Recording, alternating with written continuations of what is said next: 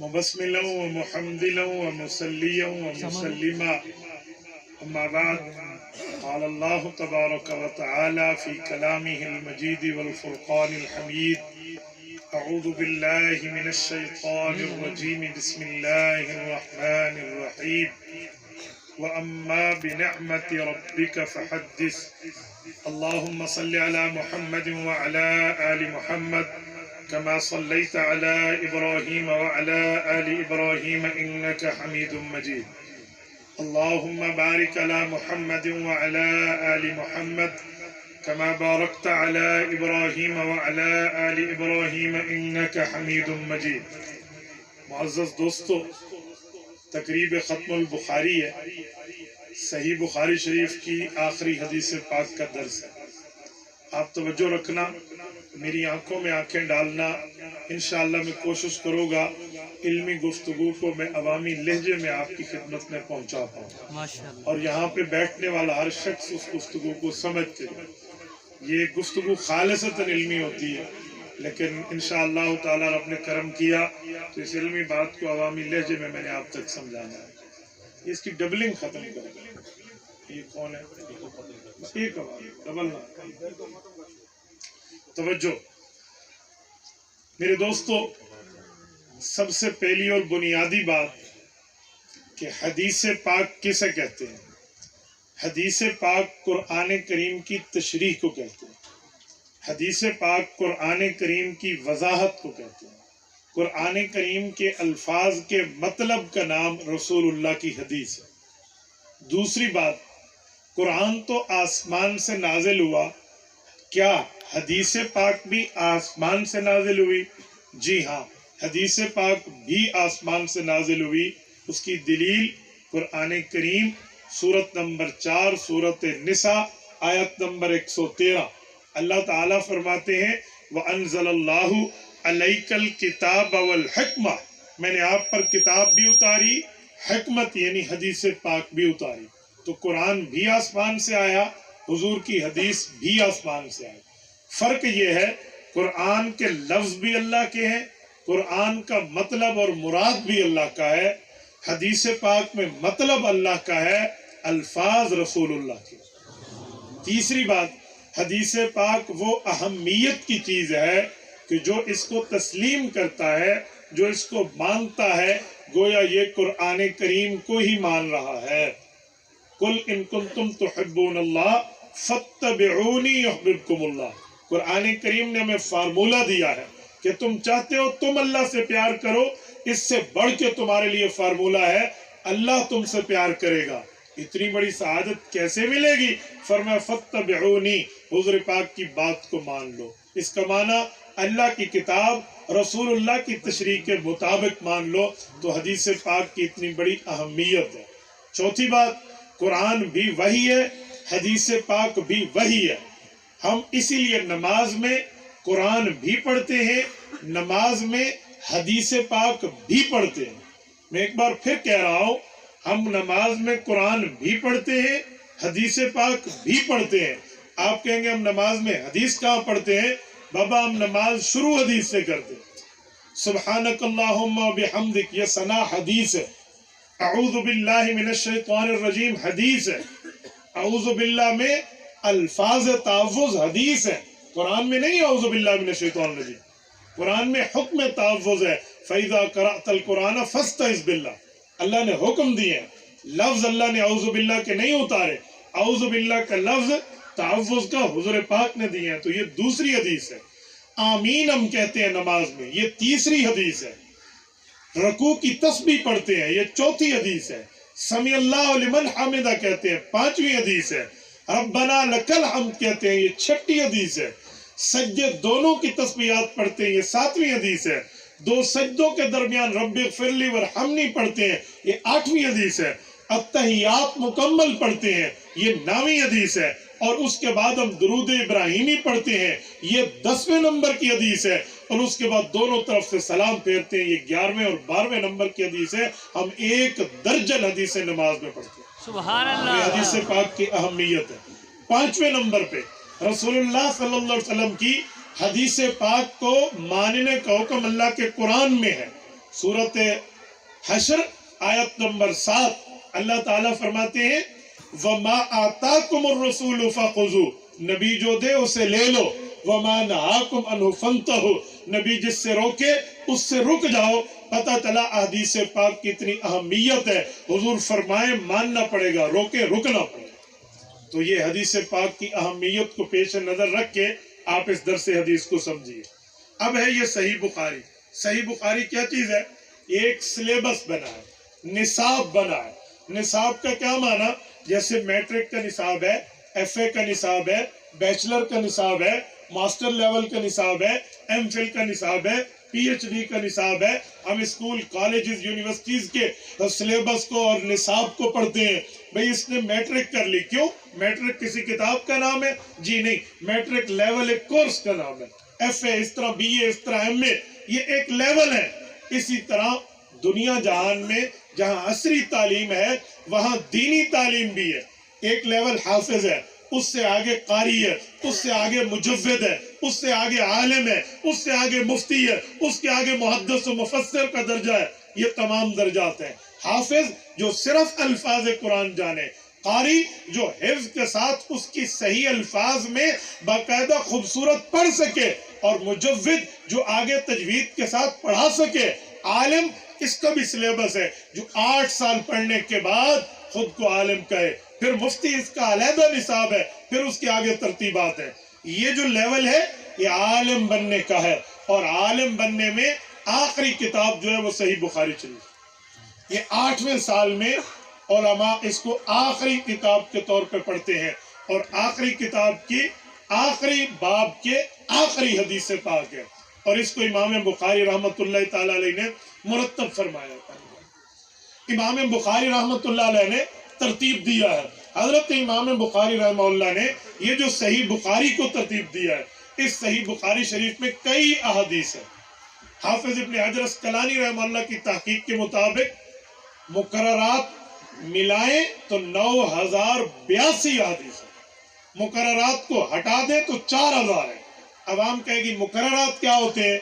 एक हदीस एक सहाबी से मरवी हो, वही हदीस दूसरे सहाबी से मरवी हो, लोग समझेंगे एक हदीस है। मुहद्दिसीन कहते हैं जब रिवायत में रावी बदल जाए तो हदीसें मुख्तलिफ हो जाती हैं, तो इसे कहते हैं मुकर्ररात, डबलिंग। ये जो रिवायतें हैं इसको मिलाएं तो 10,000 को जाकर ये फिगर छू जाता है। तो इतनी अहादीस पाक उस पे है, और ये आखिरी हदीस आपके सामने आज पढ़ी जा रही है।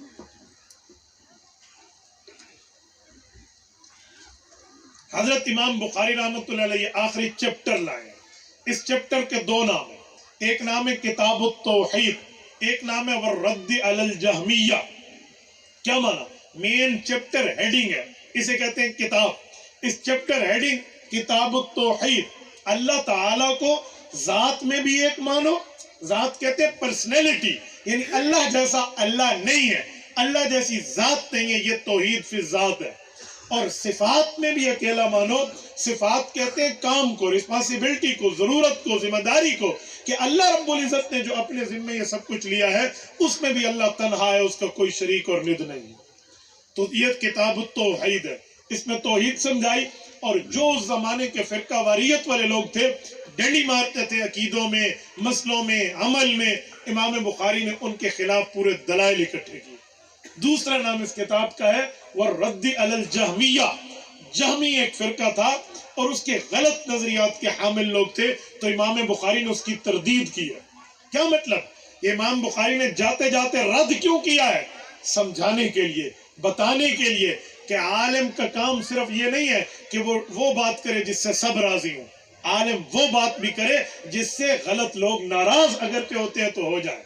इसलिए इमाम बुखारी ने तरदीद सिखाई है। पता चला हक की बात करेंगे, अल्लाह वाला राजी होगा, शैतान वाला नाराज होगा। तो शैतान वाले की नाराजगी से आपको परवाह नहीं करनी चाहिए। शैतान वालों के गमगीन होने से बंदे को तकलीफ में मुब्तला नहीं होना चाहिए। ये इमाम बुखारी में सबक देकर गए हैं, वरद्द अलल जहमिया। फरमाया तरदीद भी करो।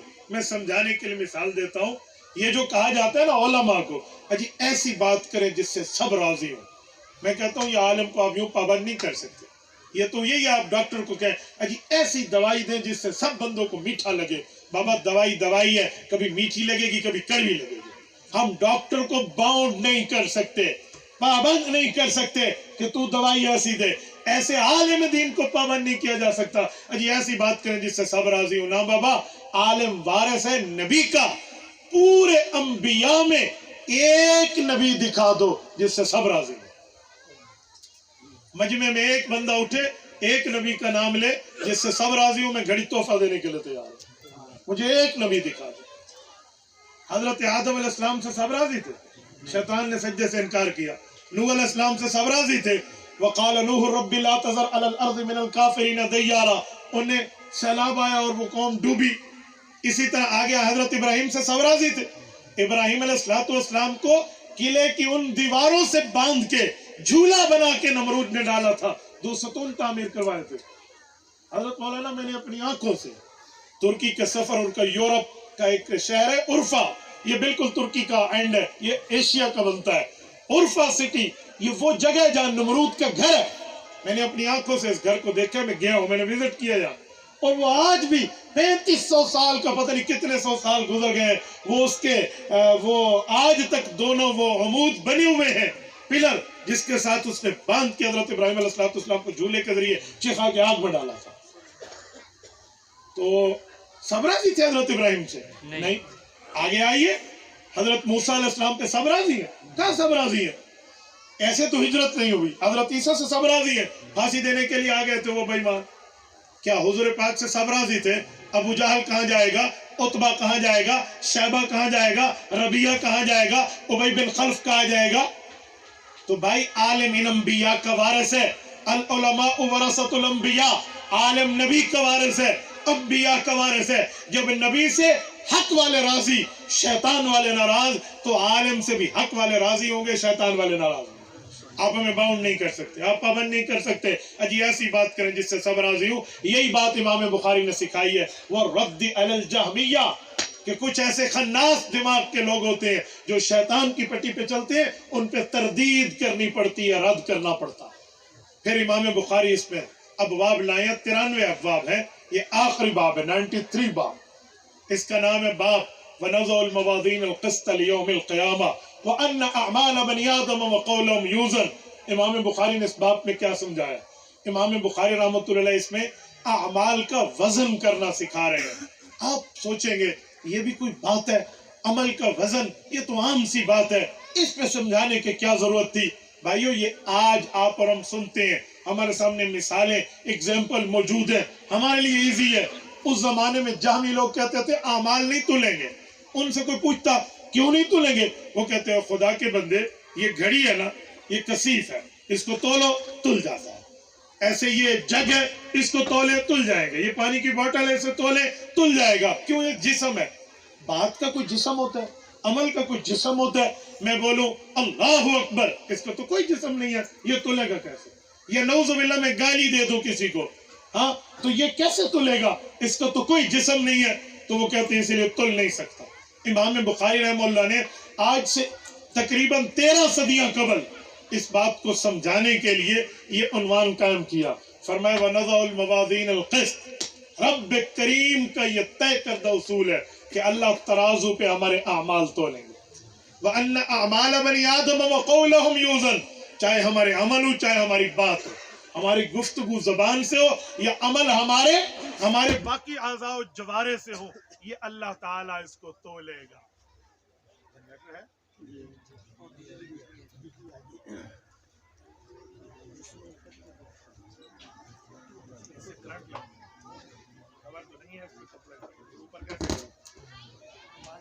میں پورا پاکستان پہ رہتا ہوں، میں اسپیکروں کو جانتا ہوں کہ اس کو کیسے کہا رکھنا.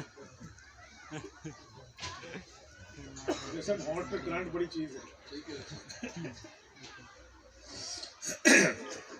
توجہ. تو اعمال اور اقوال دو باتیں کی. اقوال باتوں کو کہتے ہیں، اعمال عمل کو. تو اقوال بھی تو اعمال ہیں. امام بخاری نے الگ الگ کیوں کیا؟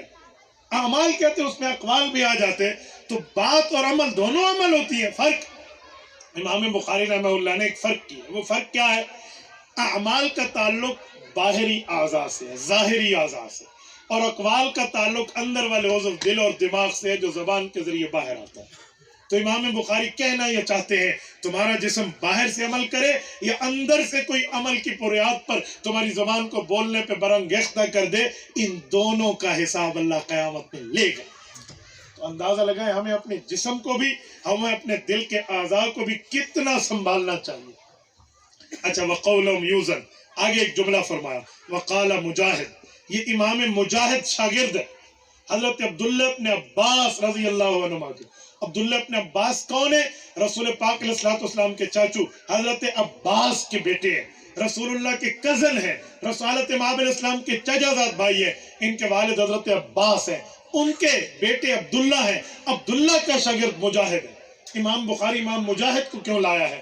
اس کی وجہ کہ قرآن کی آیت کی شرح کرنی تھی، اس لیے مفسر کے شاگرد سے تفسیر نہ کرتی، اس لیے محدث نہیں لا، اس کی یہاں روایت لائے ہیں کہ تفسیر سمجھانی ہے تو مفسر کی بات لائیں۔ امام بخاری وقال مجاہد کہہ کر آگے تفسیر لاتے ہیں، اور وقال مجاہد کہہ کر امام بخاری نے جو تفسیر لائی ہے اس سے ہمیں ایک جملہ سمجھایا کہ قرآن کریم کی تشریح اپنے پیٹ سے نہ کرنا، قرآن کریم کی تشریح اپنے من سے نہ کرنا، قرآن کریم کی تفسیر اپنے آپ سے نہ کرنا، بلکہ تفسیر وہ کرنا جو اکابرین سے ثابت ہے، رسول اللہ سے آئی۔ اس لیے وقال مجاہد امام بخاری لائے، امام مجاہد کی بات لائیں، اپنی طرف سے بات تو امام بخاری نے کہا جی سمجھیے آگے کی ضرورت ہے، حضرت امام مجاہد کی بات کو لے کر آنا۔ مجاہد ابن مقاتل رحمہ اللہ بہت بڑی شخصیت ہے اور تابعی ہے۔ تو حضرت امام مجاہد، اور اس میں ایک آیت کے لفظ کی وضاحت پیش کی ہے، القسطاس العدل بالرومیہ ویقال القسط مصدر المقسط وهو العادل واما القاسط وهو الجائر۔ علمی بات ہے، میں اس کو عوامی لہجے میں اتارتا ہوں، توجہ رکھ رہے ہیں۔ امام مجاہد کہتے ہیں القسطاس العدل بالرومیہ، یعنی یہ جو ونضع الموازین القسط کا لفظ ہے کہ اللہ قیامت میں تولے گا وزن اعمال قسط انصاف کے ساتھ، تو وہ کہتے ہیں قسط اور قسط یہ اس لفظوں کے دو معنی ہوتے ہیں۔ امام بخاری ایک لفظ کے دو مطلب سمجھانے کے لیے مفسر کے شاگرد کی تفسیر لائے ہیں، فرماتے ہیں ایک لفظ سے تھوڑا سا آگے پیچھے لفظ بدلے تو لفظ کا معنی بدل جاتا ہے۔ قسط اس کا معنی انصاف ہے، قسط اس کا معنی الٹ ہو جاتا ہے، تو وہ جور، وہ ظلم، وہ تشدد، بربریت کے معنی میں آتا ہے۔ تو امام بخاری بتانا چاہتے ہیں کہ لفظوں کا خیال کیا کرو۔ دیکھو میں اس کو اردو میں سمجھاتا ہوں، اس کو علمی لہجے میں آپ مصدر اور اس میں فاعل اور فاعل سمجھانے میں عوامی پلے آپ کو کچھ نہیں پڑھنا، میں اردو مثال دیتا ہوں، سنیں۔ یہ کیا ہے میرے ہاتھ میں؟ گھڑی۔ سب بتائیں، گھڑی، ٹھیک ہے، توجہ رکھنا۔ ٹھنڈا پانی ہم نے پینا ہے، گرمیاں ہیں، کولر نہیں ہے، گھڑا بھی نہیں ہے، چھوٹا سا مٹکا ہے، اس کو کیا کہتے ہیں؟ گھڑی۔ تو اب وہ بھی گھڑی ہے جس سے پانی پیتے ہیں، یہ بھی گھڑی ہے، تو بتائیں پھر گھڑی کون سی؟ دو گھڑیاں ہو گئی، آؤ تیسری گھڑی دیکھتے ہیں۔ میں نے پوچھا مولانا سنا ہے آپ حج پہ گئے؟ مولانا فضل الرحمان سے نے فرمایا جی گیا۔ میں نے کہا رسول اللہ صلی اللہ علیہ وآلہ وسلم، شوق سے کہنا چاہیے اللہ کے بندے درود پاک شوق سے پڑھیں۔ ہمارے اوپر یہی تو الزام ہے کہ درود نہیں مانتے۔ آپ درود مانتے ہیں یا نہیں مانتے؟ ہم اس عقیدے اور نظریے سے مانتے ہیں۔ ادھر سے سلام پڑھیں گے حضور تک کون لے جائیں گے؟ بولیے بولیے، کون لے جائیں گے؟ اور رسول اللہ کے روضہ اقدس پہ پڑھیں گے، کون سنے گا؟ آقا خود سنیں گے، ہمارا عقیدہ اور نظریہ۔ تو جب حضور کا نام ہے تو کیا کہنا چاہیے؟ صلی اللہ علیہ وسلم۔ میں نے پوچھا حضرت مولانا آپ روزے پہ گئے؟ کہا جی میں گیا۔ صلاۃ و سلام پڑھا؟ اجی میں نے پڑھا۔ کیسا زمانہ تھا؟ مولانا فضل الرحمان جواب میں دیتے ہیں بڑی مقدس گھڑی تھی۔ کیا کہا؟ بڑی مقدس گھڑی تھی۔ اب بتائیں گھڑی کا ایک معنی ٹائم پیس ہے، ایک معنی چھوٹا مٹکا ہے، مٹھائی کا اس میں تصویر کر دیں گے، ٹھیک ہے؟ تو چھوٹا مٹکا ہے، اور ایک گھڑی کا معنی زمانہ ہے۔ ایک اور آئے، کوئی بندہ میرے پاس حدیث لایا، مولانا یہ دیکھیں حدیث ہے، جیسے آج کل لوگ جھوٹ بتاتے ہیں، جس نے رمضان المبارک کی خوشخبری دی اس پہ جنت واجب ہے، کوئی حدیث نہیں ہے، جھوٹ ہے۔ تو ایک آدمی لکھ کے لے آیا اور کہا مولانا دیکھیں یہ حدیث ہے۔ تو میں نے کہا یہ تو گھڑی ہے، کسی نے اس کو گھڑا ہے، یہ تو گھڑی ہوئی بات ہے۔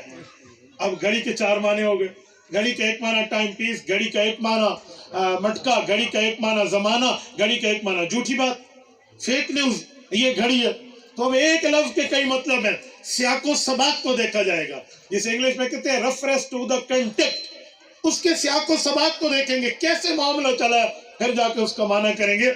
इमाम बुखारी भी इस लफ्ज में हमें यही समझाना चाहते हैं कि यहाँ लफ्ज किस्त है, कस्त नहीं है। किस्त बोलोगे तो इंसाफ का तराजू है, कस्त का लफ्ज कह दिया तो फिर वो जुल्म हो जाएगा। इमाम बुखारी यही समझाना चाह रहे हैं। आगे आइए, वबी क़ाल हद्दसना अहमद इब्न अशकाब क़ाल हद्दसना मुहम्मद इब्न फुज़ैल अन उम्मारा इब्न अल-क़अक़ाई अन अबी ज़ुरअत अन अबी हुरैरा रज़ियल्लाहु तआला अन्हु। इमाम बुखारी सनद लाए हैं। इस सनद में इमाम बुखारी 5 उम्मती रावी लाए हैं। छठा नंबर अल्लाह के रसूल सल्लल्लाहु अलैहि वसल्लम से 5 उम्मती रावी हैं। इमाम बुखारी इन 5 उम्मती रावियों को लाकर हमें बताना क्या चाहते हैं। ये सनद आम सनद नहीं है कि सनद है, ये सिलसिला है, ये रावी है, बल्कि इमाम बुखारी ने सनद में बहुत से इल्मी नुक्ते हैं जो आपको और मुझे समझाने के लिए सनद को लाए हैं। मसलन इमाम बुखारी फरमाते हैं मेरा उस्ताद है अहमद, उसका उस्ताद है मुहम्मद, उसका उस्ताद है उम्मारा, उसका उस्ताद है अबू ज़ुरा, हाशिये में इसमु हरीम, इसका नाम हरीम है। ये 4 मुहद्दिस अहमद इब्न अशकाब, मुहम्मद इब्न फुज़ैल, उम्मारा इब्न अल-क़अक़ा, अबू ज़ुरा, हरीम, ये चारों मुहद्दिस एक दूसरे से पढ़े। वो जो हरीम है, इमाम हरीम, इमाम अबू ज़ुरा, ये किससे पढ़ा है? हज़रत अब्दुर्रहमान बिन सख़र, हज़रत अबू हुरैरा रज़ियल्लाहु तआला अन्हु से पढ़ा। तो वो हज़रत अबू हुरैरा तो शागिर्द हैं अल्लाह के रसूल सल्लल्लाहु अलैहि वसल्लम के, उन्होंने अल्लाह के रसूल सल्लल्लाहु अलैहि वसल्लम से हदीस सुनी। तो इमाम बुखारी ये लाए, सुने इमाम बुखारी आखिरी हदीस हज़रत अबू हुरैरा से क्यों लाए? इमाम बुखारी रहमहुल्लाह तो पहली हदीस जो लाए हैं इन्नमल आमालु बिन्नियात, उसमें पहला रावी तो हुमैदी है। वबिही क़ाल हद्दसना वबिही क़ाल हद्दसना हुमैदी क़ाल हद्दसना सुफियान क़ाल हद्दसना यहया इब्न सईद अल-अंसारी, पूरी सनद है इन्नमल आमालु बिन्नियात की। तो पहला रावी हुमैदी है, वो मक्की है। आखिरी रावी उम्मत में अबू हुरैरा है रज़ियल्लाहु अन्हु, ये मदनी है। इमाम बुखारी ने पहला चैप्टर कायम किया था बदउल वही इला रसूलिल्लाह सल्लल्लाहु अलैहि वसल्लम, बाबू कैफ़ काना बदउल वही इला रसूलिल्लाह, हुजूर की तरफ वही कैसे शुरू हुई। तो इमाम बुखारी उसकी मुनासबत दे रहे हैं कि पहला रावी मक्की, आखिरी रावी मदनी, वही मक्का से शुरू हुई मदीना पे खत्म, इसलिए मदनी और मक्की रावी। दूसरी इमाम बुखारी इस पे कुछ समझाना चाहते हैं। वहां हुमैदी रावी लाए हैं, यहाँ अहमद रावी, यहाँ आखिरी रावी अबू हुरैरा लाए हैं। क्यों? वहां पहला उम्मती हुमैदी, यहाँ आखिरी उम्मती अबू हुरैरा। वजह इमाम बुखारी हमें समझाना चाहते हैं, लोगों जब तुम्हारे बच्चे पैदा हो तो नाम अच्छे रखोगे। क्या मतलब? आज हम बच्चों के नाम गलत रखते हैं, इसमें हमें बच्चों के नाम रखने का इशारा है। बच्चा पैदा हो, लोग हमें ये नहीं कहते अच्छा नाम बताओ। लोगों को पता नहीं कोई मुसीबत गले पड़ गई है, मौलवी को फोन कर, मौलवी साहब नया नाम बताओ। हमने कहा नया नाम ना पूछो, अच्छा नाम पूछो। लोगों को नया पता, नया नाम भाई नबी वाले रखो, सहाबा वाले रखो, अहले बैत वाले रखो, उलमा, फुक़हा, क़ियास, मुहद्दिसीन, मुफस्सिरीन, ये नाम रखो। जी नहीं, नया नाम बताओ। एक बंदे की बेटी पैदा हुई, मेरे पास आया, मेरी बड़ी अच्छी गपशप है, हमारे सबको नवा नाम दसो। मैंने 1 नाम 2 3 अज़वाज मुतहरात, उम्महातुल मुमिनीन, बनात तय्यबात ताहिरा, जितने नाम थे मैं बताता हूँ। अब जितनी बंदे के दिमाग में मेमोरी है, कैपेसिटी होती है, तो 20-50 नाम बता के मैं रुक गया। नहीं मौलवी साहब, ये तो मेरी गवांढर दा ना है, तो पड़ोसी दा, तो मेरी पितरे दा, तो मेरे वैर दा, तो फूफे, इसका नाम नवा नाम दसो। अच्छा, बाज़ औक़ात मुझे भी कुरैशी रब कभी खड़क उठती है। मैंने कहा अच्छा नया नाम बताओ। हाँ ऐसा नाम बताओ किसी ने ना रखा हो। मैंने कहा 2 नाम मेरे ज़हन में आ गए हैं, नए हैं, किसी ने नहीं रखे, वो रखो। बड़ी मासूमियत से मुझे देख कहते जी बताएं। मैंने कहा बच्ची का नाम रखो माचिस की डिबिया। क्या मतलब? मैंने कहा नया नाम है, कसम है खुदा दी आज तक किसी ने नहीं। दूसरी बच्ची पैदा, उसका नाम रखो माचिस की तीली, किसी ने नाम नहीं रखा। आप मजाक कर रहे हैं। मैंने कहा आप सुनना ही मजाक चाहते, तुम्हें नबियों के नाम बता दिए, नबियों की बीवियों के नाम बता दिए, नबियों की बेटियों के नाम बता दिए, दुनिया में तुम्हें कबूल नहीं। ये कोई बात है यार? तो इमाम बुखारी हमें समझाना चाहते हैं नाम अच्छे रखो। आप कहेंगे हुमैदी और अबू हुरैरा में हमें नाम अच्छे कैसे बताए गए? आओ मैं इसको एक हदीस पाक से फिट करता हूँ। इमाम हुमैदी का असल नाम क्या है? पहली जिल्द के हाशिये में हुआ अब्दुल्ला इब्न ज़ुबैर अल-मक्की, उसका नाम अब्दुल्ला, और आखिरी रावी हज़रत अबू हुरैरा है, इसका नाम है अब्दुर्रहमान। सुनन नबी दाऊद में इमाम सुलेमान इब्न अशअस अस-सिजिस्तानी रहमतुल्लाह हदीस पाक लाए हैं, احب الاسماء عند اللہ عبد اللہ و عبد الرحمن. حضور پاک علیہ السلام نے فرمایا لوگو اللہ کو دو نام بڑے پسند ہیں, ایک نام عبداللہ ہے, ایک نام عبد الرحمن ہے.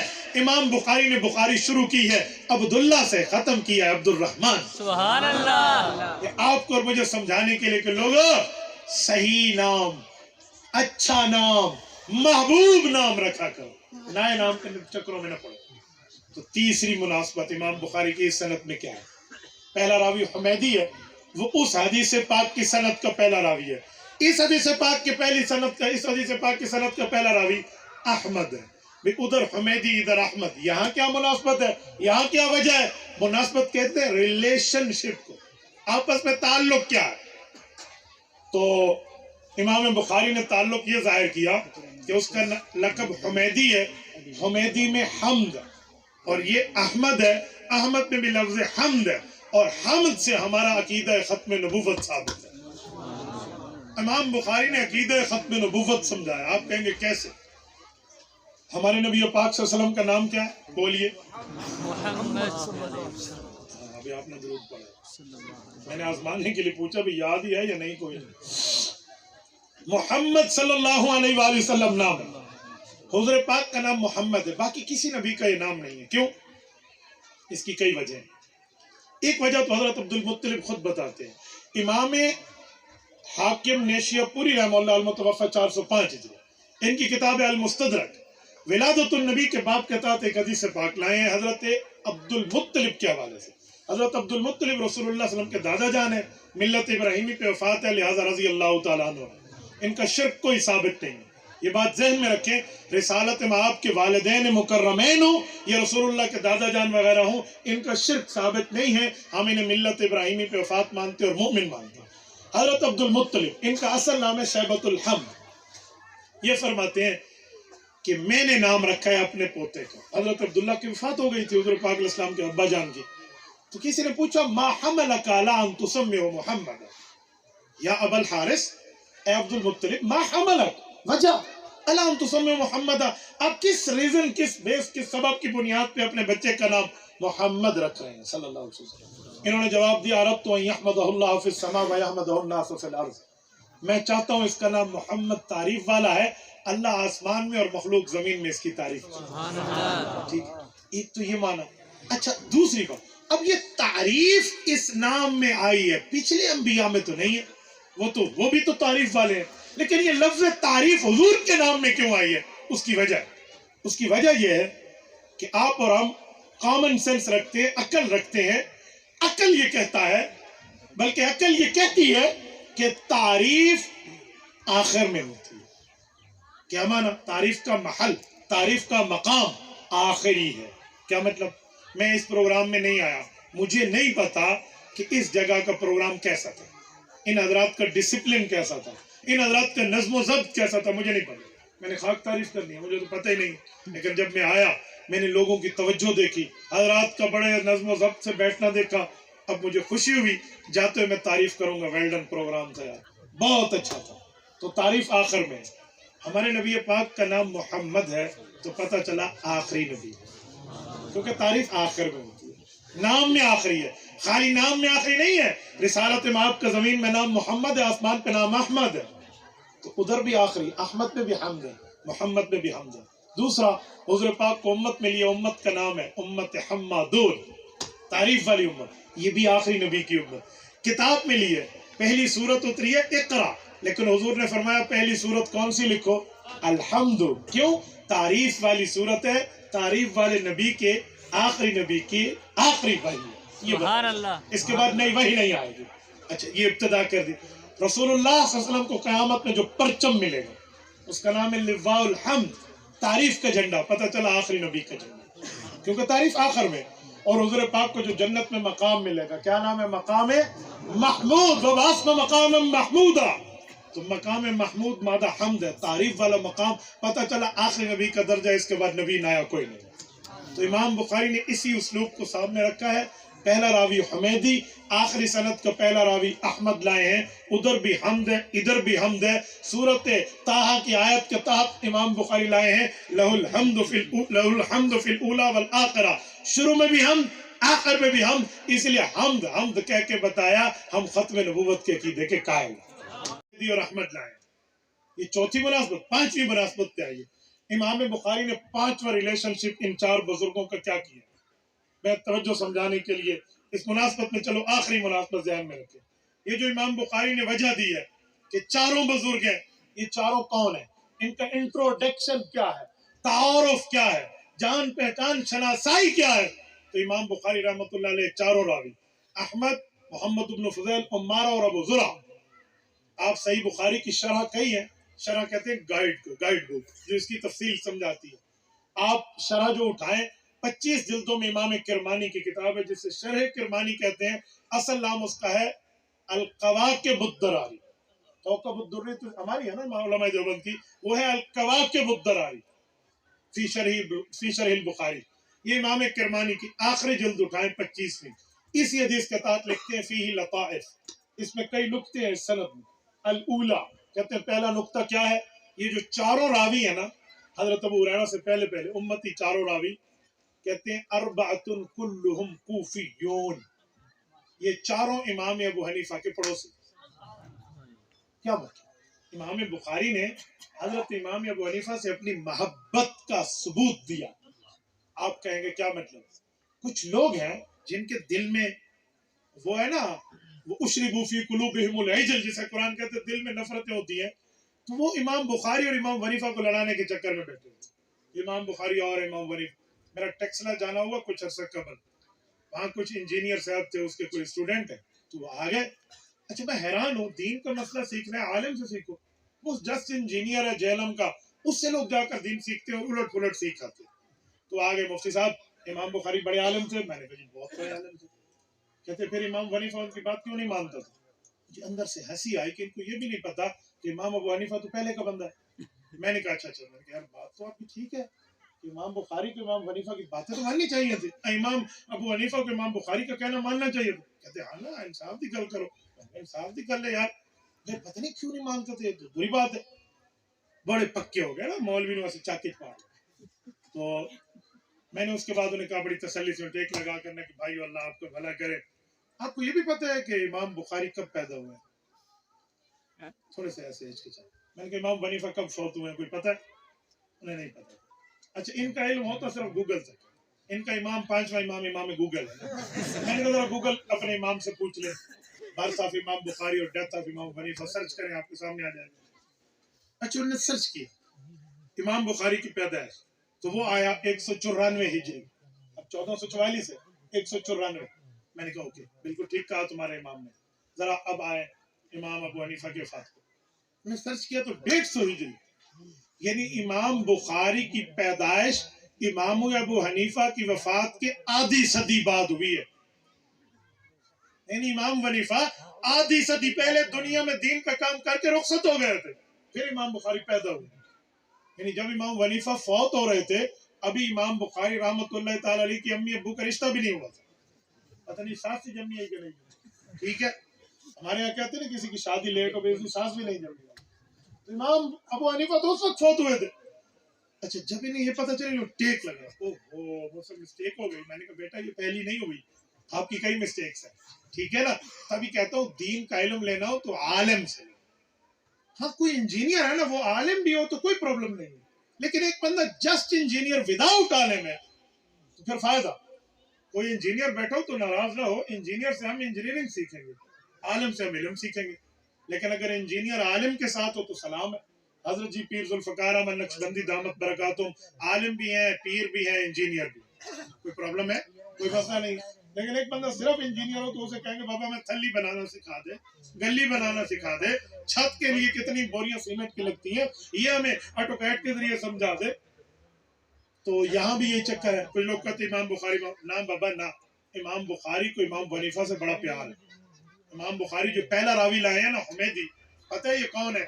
یہ شاگرد عبد الرزاق بن حمام الصنعائی کا، وہ شاگرد ہے امام اعظم ابو حنیفہ. امام بخاری پہلا راوی امام حنیفہ کا پوتا شاگرد لائے، اور آخری راوی امام ابو حنیفہ کے چاروں محدث کوفہ کے پڑوسی لائے ہیں. یہ بات بتانے کے لیے کہ ہمیں نے احناف کی برکت سے بخاری شروع کی ہے، احناف کی برکت سے بخاری ختم کی ہے. امام بخاری تو محبت والا ہے، اور الٹا کم فہمی، کم علمی، کم فراستی کی بنیاد پہ ہم بزرگوں کو آپس میں لڑاتے پھریں. بابا یہ دین کی خدمت نہیں ہے، دین کا نقصان ہے. ایک بات اور بھی ذہن میں رکھے، امام بخاری رحمہ اللہ صحیح بخاری میں بڑے بڑے محدثین سے حدیثیں لائے ہیں، اور جو امام بخاری کی سب سے اعلیٰ درجے کی سند ہے نا، اسے کہتے ہیں سلسلۃ الذہب، چین آف گولڈ، سونے کی کڑی. کیا مطلب ہے سونے کی کڑی کیا ہے، سونے کی لڑی کیا ہے؟ امام بخاری بتانا چاہتے ہیں کہ حدیث کی سند جو ہوتی ہے جس میں راوی ہو، اگر اس میں راوی کم ہو، حضور تک پہنچی ہوئی ہو، تو وہ حدیث سب سے اعلیٰ ہوتی ہے. تو اسے کہتے ہیں ثلاثیات. اس میں 22 ہے. جہاں ثلاثی حدیث آتی ہے نا، یعنی قیمتی سند والی، تو اوپر موٹا موٹا لکھا ہوتا ہے ھذا ثلاثی من ثلاثیات الامام الہمام البخاری. تو امام بخاری نے ثلاثیات جو 22 روایتیں اعلیٰ درجے کی لائی ہیں نا، ان میں 20 سے 21 روایتیں وہ ہیں جو امام ابو حنیفہ کے شاگردوں سے لی. امام بخاری رحمۃ اللہ علیہ نے یا خلاد بن یحییٰ سے لیا یا مکی بن ابراہیم سے، حضرت سلمۃ بن الاقویٰ رضی اللہ عنہ کے واسطے سے. تو وہ امام بخاری تو امام ابو حنیفہ کے قدردان ہیں. اگر اور اساتذہ آپ نے دیکھے ہوں، صحیح بخاری میں ایک استاد امام بخاری کے ابو عبد الرحمن المقری، یہ استاذ امام بخاری کا ہے، شاگرد امام ابو حنیفہ کا. ایک استاذ کا نام ہے مکی بن ابراہیم، یہ استاذ امام بخاری کا ہے، شاگرد امام ابو حنیفہ کا. ایک استاد کا نام ہے ابو حفص کبیر، یہ محدث ابو حفص کبیر رحمہ اللہ استاذ امام بخاری کے، شاگرد امام ابو حنیفہ کا. ایک استاذ کا نام ہے ابو عبد الرحمن المقری، یہ امام بخاری کے استاذ ہیں، امام ابو حنیفہ کے شاگرد ہیں. امام بخاری کے ایک استاذ کا نام ہے امام فضل بن دکین الکوفی، یہ استاذ امام بخاری کے ہیں صحیح بخاری میں، یہ شاگرد امام اعظم ابو حنیفہ کے ہیں. امام بخاری کے استاد کا نام ہے ضحاک بن مخلد، یہ استاذ امام بخاری کے ہیں، شاگرد امام ابو حنیفہ کے ہیں. امام بخاری کے ایک استاذ کا نام ہے ابو عاصم النبیل، یہ استاذ امام بخاری کے، شاگرد امام ابو حنیفہ کے. تو جتنے محدثین ابو حنیفہ سے امام بخاری حدیث لائے ہیں، اسی لیے یہ پرابلم نہیں ہے. کچھ لوگوں کو علمی اعتراض ہوتا ہے، شاید کوئی آپ پہ بھی کرے، حدیث میں 2 کتابیں ہیں کہ کتاب الحیل ہے کہ کتاب الاقراء، اس میں امام بخاری نے قال بعض الناس کہہ کے رکاز کے مسئلے پہ، وہ خزانہ کے مسئلے پہ امام بخاری پہ رد کیا. جی نہیں، وہ رد امام بخاری نے امام ابو حنیفہ پہ نہیں کیا. اگر آپ نے اس کو سمجھنا ہو تو عمدۃ القاری کو دیکھ لیں، انشاءاللہ تعالیٰ پوری وضاحت کے ساتھ سمجھ آ جائے گا کہ ابو حنیفہ پہ رد نہیں. اور میرے دوستو، امام بخاری اس طرح ان 4 محدثین کی روایت لائیں. پھر حضرت ابو ہریرہ، پھر اللہ کے رسول. کیا فرمایا اللہ کے رسول نے؟ فرمان عالی شان لائے ہیں. فرمایا کلمتان حبیبتان، 2 باتیں اللہ بہت پسند کرتا ہے. کیا؟ الی الرحمن خفیفتان علی اللسان. سوال اٹھتا ہے اللہ کو 2 باتیں پسند ہیں تو وہ کتنی زیادہ بھاری ہوں گی پڑھنے میں. فرمایا نو ایشو، خفیفتان علی اللسان، زبان پہ بہت ہلکی ہیں، بہت خفیف ہے، بہت آسان ہے، بہت ایزی ہے، آپ پڑھ سکتے ہیں. اب سوال اٹھتا ہے اچھا جو 2 باتیں اللہ کو پسند ہے لیکن زبان پہ ہلکی ہیں، اجر تو اس کا نہیں ملے گا نا، تھوڑا سا ثواب ہوگا، اجر تو بہت کم ہوگا. تو فرمایا جی نہیں، اس کا ثواب بھی بہت زیادہ ہے. ثقیلتان فی المیزان، وہ میزان عدل کے ترازو جو ہے اس کو بھاری کر کے رکھو. یہ لفظ میزان لا کے امام بخاری اس حدیث میں اور مین چیپٹر ہیڈنگ میں وَنَضَعُ الْمَوَازِينَ الْقِسْطَ لِيَوْمِ الْقِيَامَةِ وَأَنَّ مَا عَلَى بَنِي آدَمَ وَقَوْلٌ یُوزَن میں یہ مناسبت اور ریلیشن شپ پیدا کر رہے ہیں کہ جو چیپٹر میں نے کہا تھا وہ کنٹیکس میں اور متن میں نے ان کو ایک جیسا کر دیا. اسے کہتے ہیں مناسبت. اور وہ لفظ کیا ہے؟ سارے حضرات پڑھ لیں، سبحان اللہ وبحمدہ سبحان اللہ العظیم. فرمائے یہ لفظ سبحان اللہ وبحمدہ سبحان اللہ العظیم، یہ وہ لفظ ہے جو اللہ کو پیارے ہیں، زبان پہ ہلکے ہیں اور وزن اعمال میں بھاری.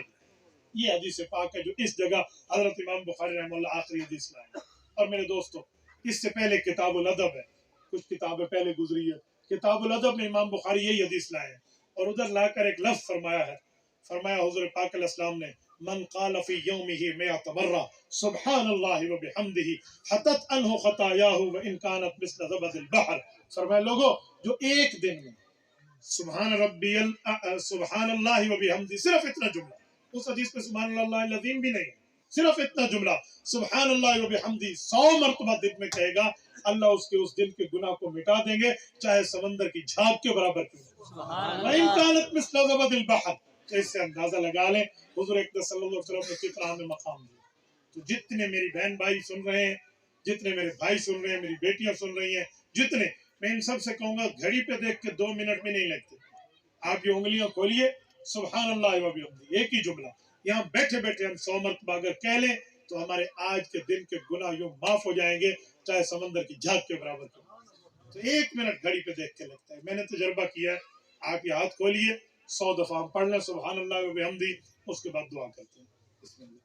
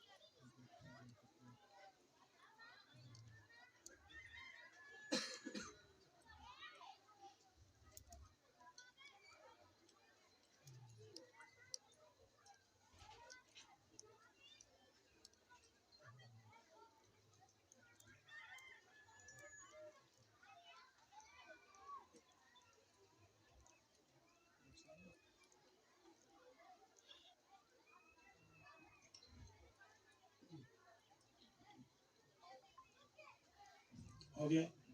دیکھیں یہ 1:60 ہوئی، 1:60، 1 منٹ میں ہم روزانہ کے گناہ بخش پا سکتے ہیں، لیکن شیطان ہمیں ببل کی طرح لمبا کر کے اللہ کی جو ہے نا ہمیں معاملات دکھاتا ہے۔ امام بخاری میں جاتے جاتے آپ کو اور مجھے بات سمجھائی ہے، میں مبارکباد دیتا ہوں اپنی ان بہنوں کو جن نے پڑھا ہے اور جن بھائیوں نے پڑھایا ہے اور جن معاونین نے پڑھوایا ہے، اور خصوصاً والدین کو جن والدین نے اس کے لیے اپنی اولاد کو وقف کیا ہے۔ اللہ آپ سب لوگوں کو خوش و خرم رکھے۔ جزاکم اللہ تعالی۔ اقول قولی ھذا واستغفر اللہ وآخر دعوانا ان الحمد للہ رب العالمین۔ صاحب مجھے 2012 سے خواب میں حضور پاک صلی اللہ علیہ وسلم کی زیارت ہو رہی ہے لیکن چہرہ نہیں دیکھ رہا، دعا کریں اللہ مجھے چہرہ دکھا دے۔ میرے بھائی میں دعا گو ہوں، اللہ چہرہ دکھا دے، لیکن اس کی ایک وجہ ہے۔ حضرت شیخ الحدیث مولانا زکریا کاندلی رحمہ اللہ نے اس کی وجہ لکھی ہے، فرمایا جس آدمی کو رسول اللہ کا چہرہ نظر نہ آئے اس میں 2 باتیں ہو سکتی ہیں۔ نمبر 1، یا تو وہ سنت کی مخالفت کرتا ہے۔ سنت کی مخالفت کئی چیزیں ہیں، سنت کی مخالفت میں شکل بھی سنت کی مخالفت والی، لباس بھی سنت کی مخالفت، یا ماں باپ کا نافرمان ہے یا کسی کا حق کھایا ہوا ہے، یہ چیزیں اس میں تو وہ ختم کر دے، اس کو چہرے کی زیارت ہوگی۔ فرمایا اگر یہ بھی نہیں ہے تو پھر دوسری اور آخری وجہ یہ ہے کہ یہ درود پاک نہیں پڑھتا صلی اللہ علیہ وآلہ وسلم۔ مختصر درود ہے، حضور کی آل کا بھی ذکر ہو، حضور کے صحابہ کا بھی ذکر ہو صلی اللہ علیہ وآلہ وسلم، یہ کثرت سے پڑھیں۔ حضرت شیخ زکریا رحمہ اللہ نے لکھا ہے جو 300 مرتبہ درود پاک دن میں پڑھتا ہے وہ کثرت والا شمار ہو جاتا ہے۔ ہمارے شیخ و مرشد حضرت مولانا پیر عزیز الرحمن ہزاروی نور اللہ مرکزہ مجھ سے فرمایا کرتے تھے، بعض اوقات تو یوں کان سے پکڑ کے حضرت فرماتے، اے مفتی تیری گل لوگ سننے نے، لوگ آپ کی بات سنتے ہیں، جہاں جایا کرو ساتھیوں کہا کرو کوئی بندہ تو ہو جو یہ ارادہ کرے کہ میں روزانہ 1000 صلی اللہ علیہ وسلم پڑھوں گا۔ حضرت مجھے فرماتے تھے، میں آپ حضرات سے کہتا ہوں آپ پڑھیں گے انشاءاللہ، چلتے پھرتے اٹھتے بیٹھتے آتے جاتے پڑھیں گے انشاءاللہ۔ جزاکم اللہ تعالیٰ۔ تو درود پاک آپ پڑھیں انشاءاللہ، مسئلہ کوئی نہیں ہے کہ اللہ تعالیٰ آپ کو چہرے کی زیارت بھی کر دے گا۔ میرا بیٹا عبداللہ بیمار ہے، دعا کریں، اس وقت کراچی میں، اس کے لیے بھی دعا فرمائیں، اللہ تعالیٰ ان کے بچوں کو صحت کاملہ عطا فرمائے۔ اس سمے جتنے بیمار ہیں گھروں میں اسپتالوں میں ہیں، اللہ ان سب کو صحت عطا فرمائے۔